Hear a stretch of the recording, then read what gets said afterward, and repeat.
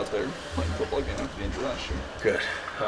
Yeah, after any injury like that, you kind of just question things again. You kind of reevaluate, everything. And right after that injury, I had it in my mind. I'm coming back.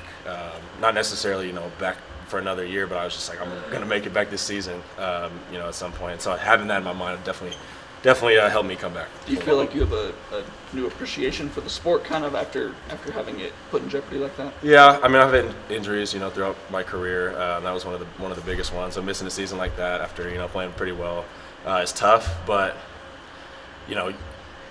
like as you said, I think I am so much more grateful, this year and every day coming up here and not taking things for granted. What was the decision process for you? Where, again, some folks on the outside go, well, he got hurt, so naturally he's going to come back for another year. Yeah. But it's a sixth year for you, so it's not just an absolute. Yeah. So yeah. What was your thought process in terms of coming back for another go versus try and get paid today? Yeah. That was definitely a thought in my mind, going out through that whole season. I knew I wanted to play the bowl game, and I was able to do that, fortunately. Chase coming over here.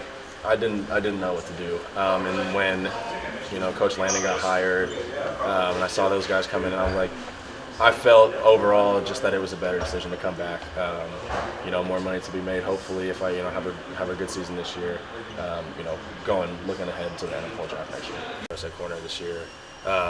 He's not going to be a rah-rah guy. Not out there super talkative. Kind of like a silent assassin. I like that nickname. Might have to throw that on him. Yeah.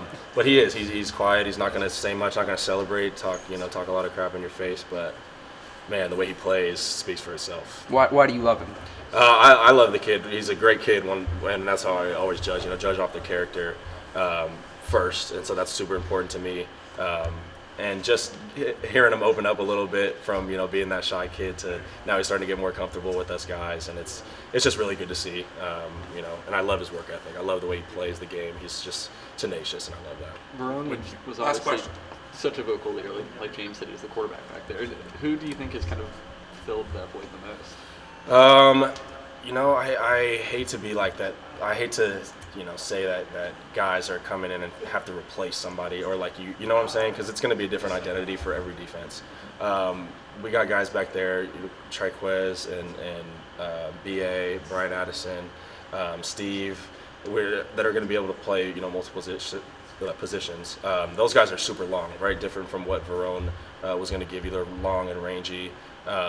And now I think, it's going to have to be more of a collective effort. As a defense, we're all going to have to be on the same page. You can't rely on, Verone back there to, correct your mistakes, possibly. But, and I think it'll put, a little more pressure on all of us to be able to communicate. So it's going to be, I think it'll be good for us, to be honest, to try and find that replacement. All right, thanks, Bennett. Yeah, appreciate it.